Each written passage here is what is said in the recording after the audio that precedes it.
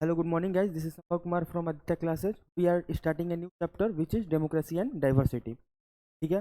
Polity का एक नया चैप्टर है, बहुत इंपॉर्टेंट चैप्टर है। इसमें आपको डेमोक्रेसी का एक अलग एस्पेक्ट समझ में आएगा। ठीक है। हम लोग स्टार्टिंग से सुनते हैं कि डेमोक्रेसी डेमोक्रेसी डेमोक्रेसी, लोग वोट करते हैं, लोग इलेक्ट करते हैं, तो क्या होता है एग्जैक्टली में। ठीक है। वो इस चैप्टर में हम लोग देखेंगे। ठीक है।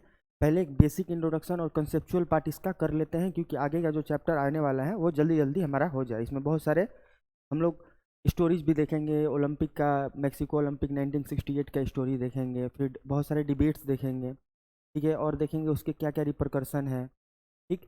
तो मैं आपको स्टार्टिंग से जो जो चैप्टर हम लोग का ख़त्म हुआ है फेडरलिज्म और पावर शेयरिंग में, मैं आपको स्टार्टिंग से बहुत सारे कंसेप्ट सिखाते आया हूँ।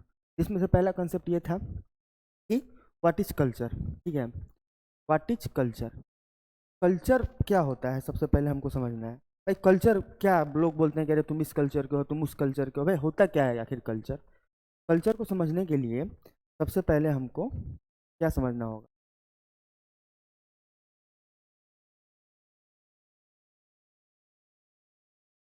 कल्चर को हमको समझने के लिए सबसे पहले हमको क्या समझना होगा, कल्चर को समझ, कल्चर को अगर हम लोग समझते हैं, सबसे पहले कल्चर को समझने के लिए हमको ये देखना पड़ेगा कल्चर के एलिमेंट क्या क्या होते हैं। भाई कल्चर के एलिमेंट क्या क्या होते हैं, कल्चर के एलिमेंट हम लोग देख लेते हैं।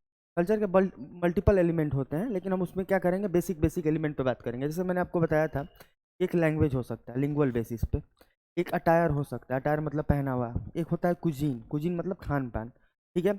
और क्या क्या क्या हो सकता है भाई, और इंडियन पर्सपेक्टिव से देखें तो कास्ट हो सकता है, कास्ट हो सकता है, क्या हो सकता है, रिलीजन हो सकता है, रिलीजन भी हो सकता है।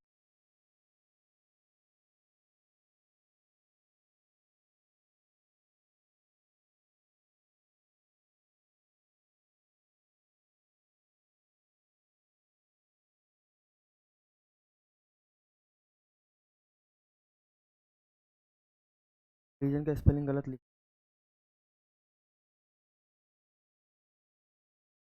ठीक है। तो रिलीजन एक मल्टीपल मेजर एस्पेक्ट हो सकता है। ठीक है।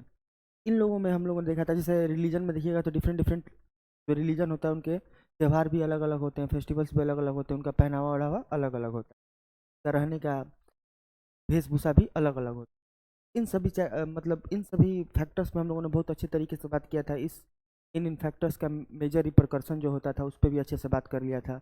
हम लोगों ने देखा था जहाँ पे बहुत सारा डाइवर्सिटी होता है वहाँ पे हम लोग को पावर शेयरिंग वगैरह का जरूरत पड़ता है। तो पावर शेयरिंग किस फॉर्म में होता है, तो फेडरल गवर्नमेंट पढ़ा, यूनिटरी गवर्नमेंट पढ़ा हम लोगों ने।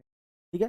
तो अब जो डेमोक्रेसी है उसको हम लोग देखेंगे, बेसिकली डेमोक्रेसी होता क्या है। पहले से तो हम लोग को खुद पहले से पता है व्हाट इज डेमोक्रेसी। तो डेमोक्रेसी में क्या करते हैं, जो पीपल होते हैं अपना वोट कास्ट करते हैं, किसके लिए भाई, अपने रिप्रेजेंटेटिव को चूज करने के लिए, अपने हेड को चूज करने के लिए। ठीक है। तो इसका हिस्टोरिकल बैकग्राउंड हम लोग देखें, इसका हिस्टोरिकल बैकग्राउंड में क्या क्या देखेंगे।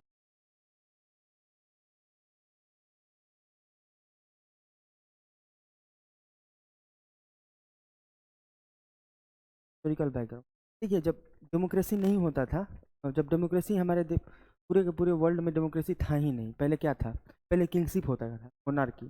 ठीक है। मोनार्कियल गवर्नमेंट होता था, जो मोनार्कियल फॉर्म ऑफ गवर्नमेंट होता था, तो बेसिकली क्या होता था, उसमें क्या होता था कि कोई लॉ बुक होता था, कोई लॉ बुक होता था जिसको रिलीजियस लॉ बुक भी बोलते हैं। मतलब हर एक जो राजा जिस रिलीजन को मानता था उस रिलीजन का लॉ बुक फॉलो करता था। जैसे इस्लाम हो गया तो इस्लामिक लॉ बुक फॉलो करेगा। तो बहुत सारे आप लोग को सुनते होंगे सरिया कानून, मनुस्मृति वगैरह वगैरह, डिफरेंट डिफरेंट ब्लास्फेमी लॉ वगैरह वगैरह, सब सुनते होंगे आप लोग। पहले के जो मोनार्की थे, वो उनका जो ऑर्डर होता था, उनके जो राज्य का ऑर्डर होता था कि भाई देखो, एक काउंसिल ऑफ मिनिस्टर होंगे जो कि देखभाल करेंगे भाई, पूरे के पूरे राज्य में सब अलग अलग पोर्टफोलियो को संभालेंगे। ठीक, ये होता था। फिर जो लॉ बुक में जो लिखा रहता था क्या वो डिस्क्रिमिनेटरी रहता था, डिस्क्रिमिनेशन काउच कर सकता था। ठीक है। कर सकता था भाई, डिस्क्रिमिनेशन काउच कर सकता था।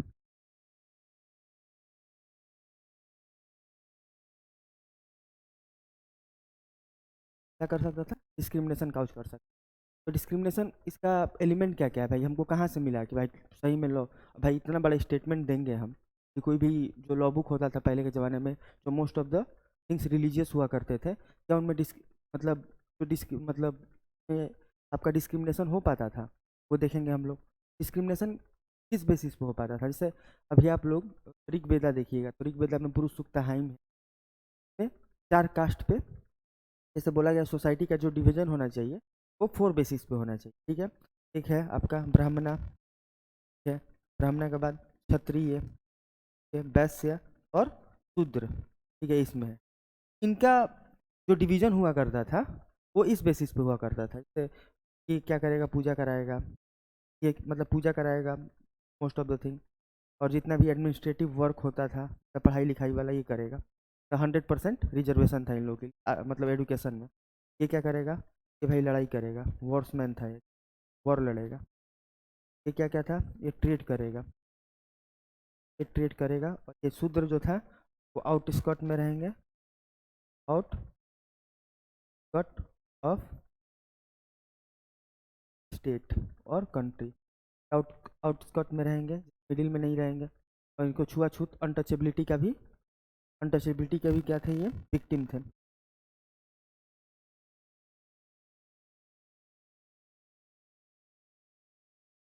टचेबिलिटी के भी क्या थे, ये विक्टिम थे। ये मतलब कौन चलाता था लॉ? जैसे पहले क्या था कि एक ये सिस्टम था जो कि ये लॉ बुक में ही दिया हुआ था हम लोग, एक सिस्टम ये हो गया। और दूसरा सिस्टम देखते हैं हम, अगर हम लोग देखेंगे इसको बोला था हायरार्कियल सिस्टम, हायरार्कियल सिस्टम। जैसे पर ये मोनार्क हो गया, मान लो मोनार्की हो गया, मोनार्क मतलब किंग, किंग हो गया, क्या बेटा जो था वही किंग बनेगा, क्या बनेगा, किंग बनेगा, ठीक है। यहाँ पे एक रॉयल ब्लड थ्योरी आता था, royal blood theory. Royal blood theory मतलब इसका एलिमेंट हम लोग कैसे कैसे देखेंगे, जैसे आप अगर मौर्य को, मौर्य साम्राज्य देखेंगे, मौर्य साम्राज्य, ठीक है, मौर्य एम्पायर में जो बहुत सारे डिबेट हैं, ठीक है। जैसे धनानंद था, धनानंद के मारने के बाद ही मौर्य साम्राज्य स्टार्ट हुआ था, चंद्रगुप्त मौर्य। चंद्रगुप्त मौर्य के बर्थ को रिलेटेड बहुत सारे क्या हैं आपके थ्योरीज हैं। सन ऑफ द मूरा है, तो मूरा कौन था, तो एक तरीके से बताया गया है कि मूरा कौन था भाई, मूरा, मूरा मतलब मौर्य, ठीक है। मूरा मतलब दासी होता था बेसिकली। तो बताया जाता था जो धनानंदा था, धनानंदा लास्ट किंग, उसका एक दासी के साथ यानी मूरा के साथ क्या था, मतलब संबंध था, फिजिकल रिलेशन था। इन्हीं का एक ऑफ स्प्रिंग आया, ऑफ स्प्रिंग आया कौन, भाई चंद्रगुप्त मौर्य आया, ठीक है। तो क्या है भाई, कहीं ना कहीं ये तो दासी का बेटा क्या बन रहा है, और राजा बन रहा है, लेकिन बेटा असली में किसका है, तो खून इसी का है, मतलब किंग का खून गया, किंग का खून गया मतलब राजा का बेटा नहीं राजा बनेगा। इस चीज़ को स्टैब्लिश करवाने के लिए बहुत सारे थ्योरीज लेके आए गए, ठीक है। और जैसे बुद्धिस्ट सोर्स में देखिएगा, तो बुद्धिस्ट सोर्स में क्या होता है बेसिकली, बुद्धिस्ट सोर्स में ये बताया गया कि कोई मूरा था, वो नेपाल वाले एरिया में रहता था, और वो लोग अपना राज्य स्टैब्लिश किए थे। तो डिफरेंट डिफरेंट थ्योरी है। तो रॉयल ब्लड थ्योरी में जैसे मान लीजिए चार चार मतलब डिवीजन हो गया सोसाइटी में, वर्ण का डिवीजन, ब्राह्मण। तो पहले के लोग में तो जो शूद्र था वो राजा बन नहीं सकता था, ऑब्वियस सी बात है ना, उसके पास कोई रॉयल ब्लड थ्योरी वाला कोई कंसेप्ट है, जो बनेगा राजा का ही खून होना चाहिए, ठीक। और उसमें क्या पब्लिक का कोई पार्टिसिपेशन होता था, ऑब्वियस सी बात है, पब्लिक का पार्टिसिपेशन 1% भी नहीं था। लेकिन डेमोक्रेसी में क्या हुआ उल्टा, एक डेमोक्रेटिक गवर्नमेंट बनाने के लिए हमको डेमोक्रेसी में क्या करना पड़ता है, अगर हम डेमोक्रेसी का बात करें,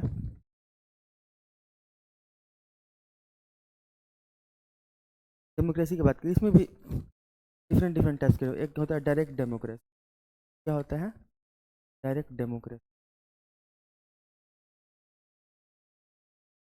एक होता है रिप्रेजेंटेटिव डेमोक्रेसी। डायरेक्ट डेमोक्रेसी मतलब रिप्रेजेंटेटिव डेमोक्रेसी, हम लोग का पॉपुलेशन पूरा इंडिया का 130 करोड़ है, तो हम 130 करोड़ के लोग तो जाएंगे नहीं वहाँ पे रिप्रेजेंट करने के लिए। लोकसभा में 130 करोड़ लोग बैठाया जा सकता है, कितना लोकसभा, कितना बड़ा लोकसभा बनाया, ठीक। इसमें क्या करते हैं हम लोग, अपना रिप्रेजेंटेटिव चूज करके भेज देते हैं अपने कॉन्स्टिट्यूएंट असेंबली से। लेकिन डायरेक्ट डेमोक्रेसी में क्या होता है, जैसे स्विट्जरलैंड वगैरह में, तो वहाँ पे लोग खुद पार्टिसिपेट करते हैं डेमोक्रेसी, तो policy making, budget making, finance के डिवीजन में, तो डिफरेंट डिफरेंट में करके वो लोग खुद से पार्टिसिपेट करते हैं। मैंने पिछले लेक्चर में आपको बताया हुआ था, एक म्यूनिसपैलिटी वाले ब्राज़ील में एक एक्सपेरिमेंट किया गया, 13 लाख लोगों ने पार्टिसिपेट किया, और ये पूरा का पूरा एक्सपेरिमेंट सक्सेसफुल रहा। उसको डिफरेंट डिफरेंट जो शहर थे उसको सेक्टर्स में डिवाइड कर दिया गया, हर एक सेक्टर में लोगों ने खुद से अपना बजट बनाया, देखा गया आउटकम बहुत ही अच्छा है। यहाँ पे क्या करते हैं, अब भाई अगर हम रिप्रेजेंटेटिव डेमोक्रेसी में हम क्या किए, मान लीजिए हम लोगों ने वोट दिया कैंडिडेट को, कैंडिडेट वन को, ये जीत गया, ये गया लोकसभा या लोकसभा